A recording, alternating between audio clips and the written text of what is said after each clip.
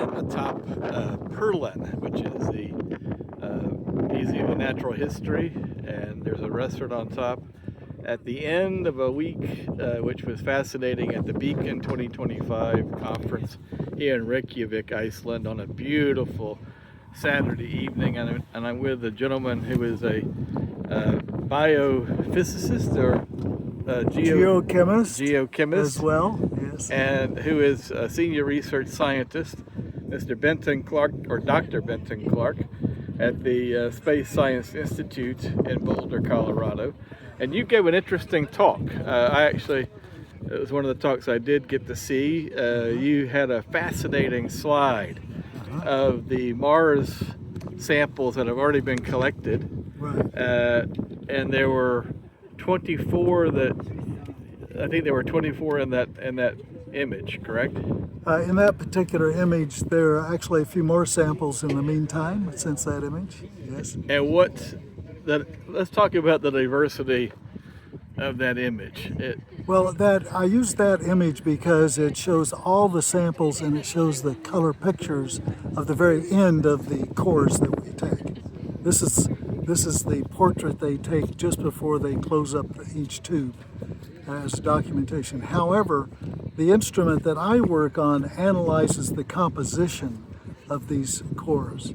And that is what has been most important to me, because we analyze about more than a dozen different elements, meaning we determine how much iron, how much silicon, how much calcium, how much sulfur, various elements are in the sample and what percentage of each. And we can do that very, very rapidly, and we can also scan across the core and find out how uniform it is. And there's two things that stand out. One is the cores are not uniform. There's a lot of different minerals mixed together in these cores, and including in those minerals are salts. By salts, I mean things like chlorides, like sodium chloride is table salt, but there's other salts of chlorine, including things called perchlorates, which are very unusual on Earth, but are very common on Mars. Tell us about the history of the discovery of perchlorate on Mars. That's a lot of controversy surrounding that. I don't want to go off track too much, but tell us about that. Well, I'd actually predicted in one of my early papers that we might run into perchlorate, but I didn't expect that we actually detect it. We detected it accidentally with the Phoenix mission. By accident, I mean we had a sensor that was actually tuned to a different salt. Right. But it gave such a strong signal, it couldn't have been that other salt, and the only salt that would make sense would be perchlorate. And we do know that there's chlorine in the Martian soils. Perchlorate is a different form. It has oxygen mixed into the salt, whereas our table salt has no oxygen. And what is the significance of finding perchlorate on Mars? Well, it means that there's an oxidation bias to Mars, meaning that there's either oxygen or other things from the atmosphere, most likely created by the ultraviolet interaction, that will cause things to oxidize. So Mars is red because the iron is all in oxidized state, like rust. Right. Rust is oxidized. But this is now oxidizing actually other things such as salt. We don't know how far it goes because it's very difficult to do these analyses so far away and with the instruments that we're able to take with us. So when we get it back to laboratories on Earth, we'll be able to nail down just what all is oxidized. We know, for example, manganese oxides are also present in some locations, and we're seeing that in some of these samples. And what is the significance of the manganese oxide? Well, that's very interesting because the manganese has been separated out from iron minerals. Usually manganese just is hiding inside minerals that have a lot of iron, and a little bit of manganese can slip in there.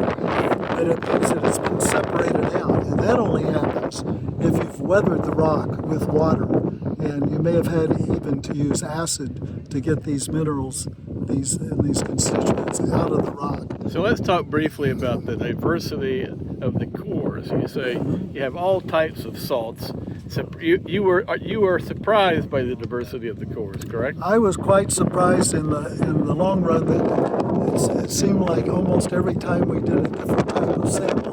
And of course, the geologists are trying to pick a different formation, so we had some reason to expect some differences. But the elemental composition is quite different in all the cores from each other. We analyze about 15 different elements, and each element can have either a high value or a low value or its typical value.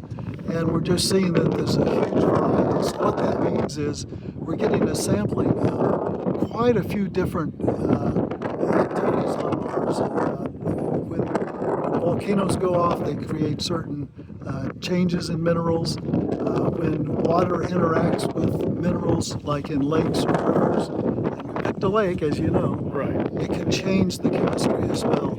And all of these different chemistries will give clues to the scientists that are analyzing all the data together as to what the history was of the water that was on Mars. Even in some cases, they'll be able to remember what temperature range it was in, perhaps for how long it interacted with the rocks. All sorts of things that would be of great interest in understanding the past history of Mars. So- And then, of course, Go ahead. anything that has water interacting with the sample is where life would be if life could exist on Mars. And so any of these rocks, or several of them, might have clues to the past existence of life and tell us a whole new chapter on Mars history. So I don't want to keep you, but last question. You were around in '76, and I'm sure. Right? I don't know if you were involved with the Viking landers. I had one of the instruments on Viking. Is I that right? designed one of the instruments, yes. Okay, so what about, there are some people who say that Viking actually detected signatures of life, and that's been disputed through the years. But, you can comment on that, but aside from that, if you look back over the decades, and that's what, at least 50 years ago now, how far have we come in science? In '76, it was a marvelous thing to land and just get, images and, Right. and some samples and do some in situ analysis, which was inconclusive.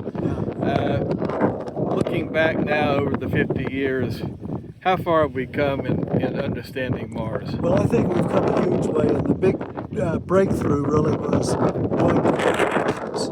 So with the Viking missions, we only sat in one spot. We couldn't move the spacecraft. And we just picked up the soils that was nearby. Right. And it turned out when we analyzed those soils with my instrument, it gave a particular element composition. But we had two landers, and they landed on essentially opposite sides of the planet. And the same, when we picked up the soil on the other lander, it gave exactly the same result. So that was a very boring, interesting and yet boring answer that Mars seemed to be the same everywhere. Now we know that's only with the soil, because the soil is subject to dust storms, these giant dust storms that encircle the whole planet. So all the soil is mixed up everywhere. That's why it's the same. But people have to remember the dust storms, like in the film The Martian, Andy Weir's Right. book based on the novel.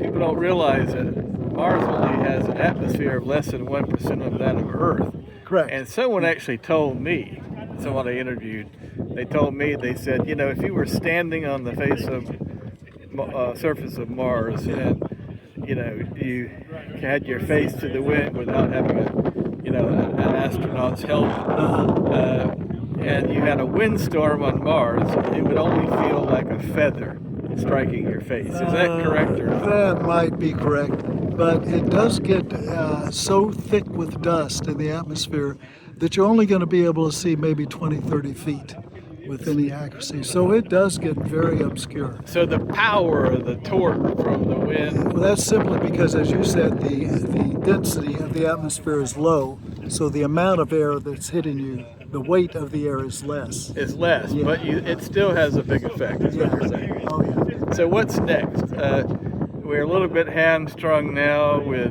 a lack of funding for the Mars sample return.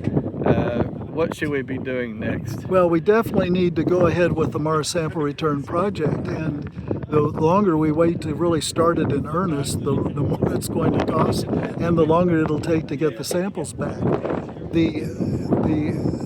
we're subject to politics, right? Well, the unfortunate situation is we've already invested several $billion in rovers, orbiters. We picked the site that turned out to be the best place to select, a terrific place. We've got all these samples. No other mission has ever collected so many samples like this. And now they're waiting there to be retrieved. So all we have to do is complete the job of doing that.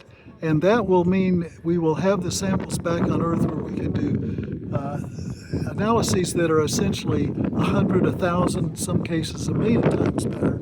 Some cases analyses you can't even do remotely. And so we're going to learn so much more. We will probably have a bit of a down period in Mars exploration because these results need to be digested. But we'll be learning just scores of things more than we ever did before. And maybe we'll detect life or the evidence of life.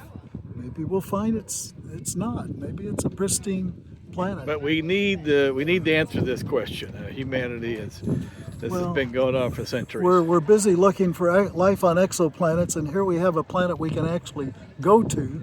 It's within reach, and we've done it several times.